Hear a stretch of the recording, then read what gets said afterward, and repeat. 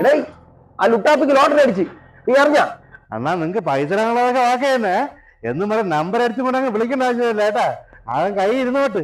ആ ശരി ശരി. എടാ പൈസക്കല്ലെന്ന്, നീ ഇങ്ങോട്ട് വാ, നമുക്ക് രണ്ടുപേർക്കും വല്ലതും തടയലാണ്. നിനക്ക് വല്ല വെള്ളം കുടിക്കാനുള്ളത് തരും വാ. അണ്ണാ സത്യം തന്നെയാണോ നിങ്ങൾ പറയണത്? നീ പിന്നെ നമുക്ക് പോവാം വാ. ഞാൻ എന്താ പറഞ്ഞു?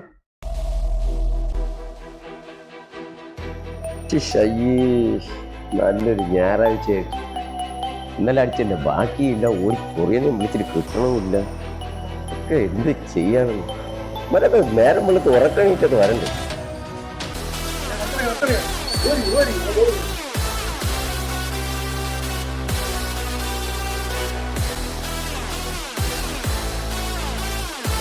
അറിയാ നീ എവിടെയായിരുന്നു?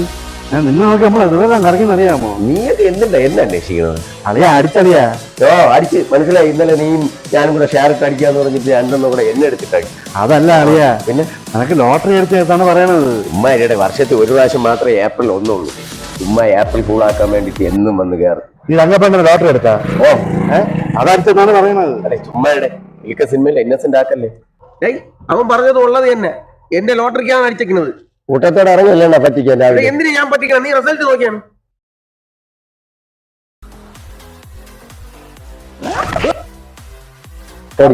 ബോധം പോയ കിടപ്പ് അടിച്ചത്. അപ്പൊ എനിക്ക് തന്നെ അടിച്ചതല്ലേ, സന്തോഷമായത്. ഉടുതുണി മറുതുണി ഇല്ലാത്ത ഒരുപാട് പേർക്ക് തുണി മാറ്റി കൊടുക്കും.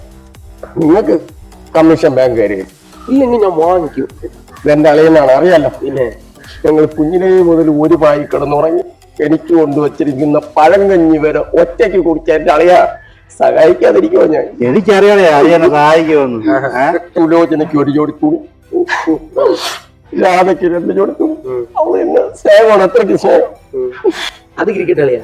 ലോട്ടറി ഇവിടെ ഇരിക്കുന്നു. അളിയ ഒരു വിഷയമാണ്. ടിക്കറ്റ് വീട്ടിൽ ഇരിക്കണ അളിയാ, വീട്ടിൽ നമുക്ക് പോയി എടുക്കാം. കണ്ടകശനി കൊണ്ടേ പോകുമെന്ന് നിങ്ങൾ കേട്ടിട്ടുണ്ട്? കേട്ടിട്ടുണ്ട്. അങ്ങനെ ഒരു നിവൃത്തിയില്ലാത്ത സമയത്ത് നമ്മളെ ഗോപസ്വാമികൾ അടുത്തു പോയി.